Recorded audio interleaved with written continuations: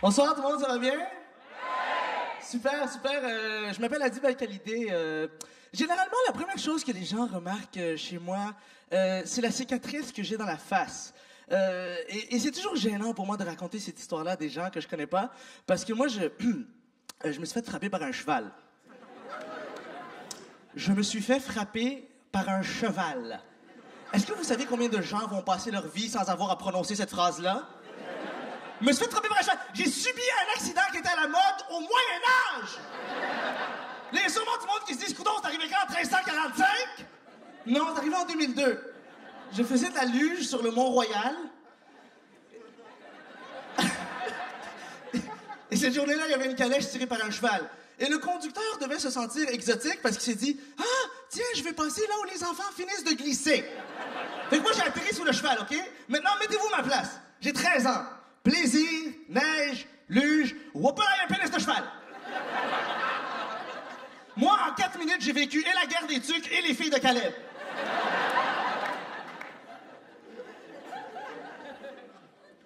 Sinon, l'autre chose que les gens remarquent, c'est mes cheveux. En passant, je suis désolé pour les cheveux.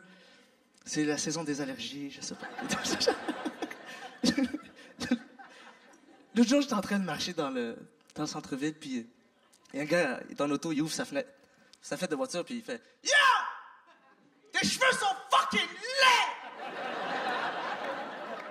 Moi, j'étais juste là, tu sais pas comment réagir à autant de méchanceté gratuite?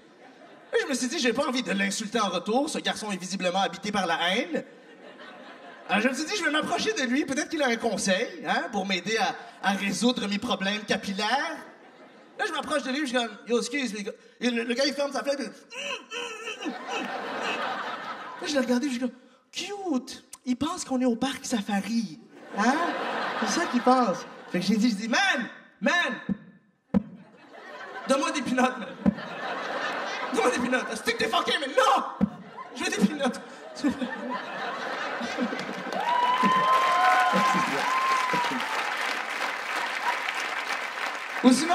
Ou sinon, c'est généralement une mauvaise idée de se faire pousser un afro, OK? Je vais vous dire pourquoi. Il se passe des choses bizarres. Les gens touchent ta tête sans te demander la permission, OK? Et c'est des gens que tu connais pas, dans des endroits bizarres, comme la rue proche des égouts. Les gens viennent me voir et touchent ma tête, ils sont comme « Ah! C'est doux! Venez! C'est doux! » Ça veut dire que quand ils touchent ma tête, avant, il y avait une conversation avec leurs amis. Ils étaient 5. Ils m'ont regardé, il y a eu des questions qui ont été soulevées. Ils ont sélectionné un détective, le plus courageux de la bande, qui est venu confirmer l'hypothèse. Conclusion, ouais, c'est doux! C'est un mélange entre un mouton et une doudou, venez! Touche ma tête, puis ils font des commentaires. C'est un peu gras. Ça me dérange pas pour de vrai. Ça me dérange pas que les gens touchent ma tête, mais en même temps, je pense qu'on est programmé à vouloir se protéger parce que on est élevé dans une société où est-ce que c'est basé sur le patouchage des inconnus, non? Hein? Quand t'es petit, mon corps, ce n'est pas le tien. Et nos parents nous disent ça à cause qu'il y a un certain type de personnes dans la population, très petits, mais quand même, des kidnappeurs ou des pédophiles, ou des kidnappeurs / pédophiles, des espèces de prédateurs ambidextres. Ok, ça se voit. Elle était trop loin. Elle était trop loin. Ça m'a toujours fasciné. Tu sais, qu'est-ce que ma mère me disait pour contrer la pédophilie? Elle me disait, prends pas des bonbons des étrangers. Ça, c'est ce que ma mère me disait. Et moi, j'ai toujours trouvé ça fascinant parce que je me suis dit, tu penses, ça fait 10 000 ans qu'on dit ça aux enfants, prends pas des bonbons des étrangers. Tu penses vraiment qu'après 10 000 ans, le lobby pédophile a pas trouvé une esquive à cette astuce audacieuse? Hein? Ils se rassemblent à chaque samedi et ils sont comme, oh, fuck! On a tout essayé, Smarties, Gummy Bear, Fuzzy Peach! La semaine passée, on s'est ruiné avec des Ferrero Rocher! De toute façon, si vous avez des enfants, ne leur dites pas ça, parce que s'ils font comme moi, ça va mal finir.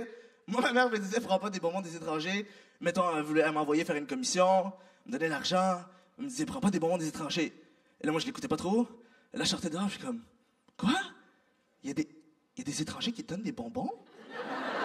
Et là, au lieu que ça me prenne 5 minutes d'acheter du lait, ça me prenait 1h30, j'allais voir tout le monde, j'ai comme, c'est toi? Ma mère a dit qu'on donnait des bonbons? Non, ok. C'est moi qui avais l'air d'un fou à la fin. Je suis d'origine marocain, irakien. C'est des origines que je connais pas vraiment. Et à chaque fois qu'on me demande d'en parler, je suis un peu mal à l'aise. Je me sens comme quand j'étais au primaire et qu'il fallait faire une présentation orale sur nos origines, sur notre ville natale. Moi, j'arrivais tout le temps, puis j'étais comme... moi, je viens du Maroc. Il y a beaucoup de couscous, des tagines, des clémentines. Et là, mon prof me disait, où est-ce que tu allé chercher ton information? Elle dit, moi, je disais, chez IGA.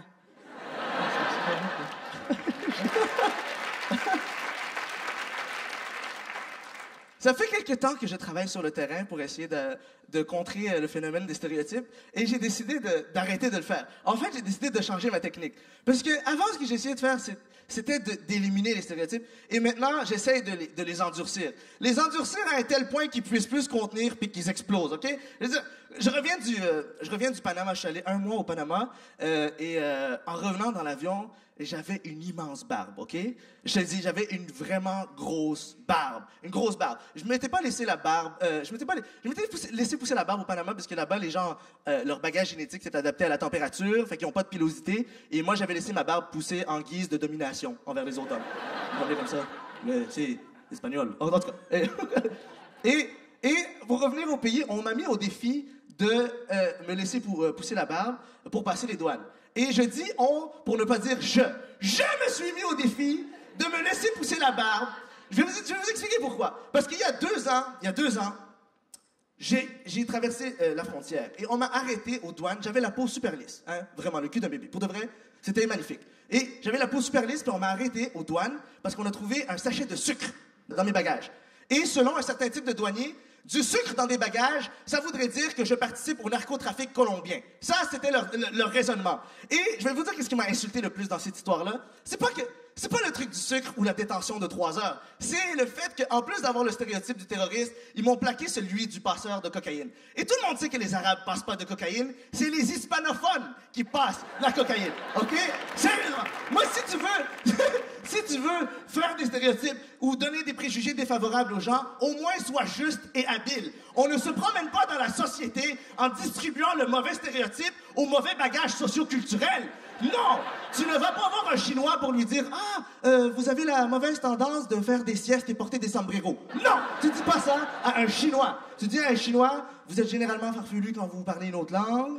Vous êtes généralement de petite taille et vous avez la capacité de vous introduire dans des endroits discrets et sombres. » C'est ça que tu dis à un Chinois. Hein?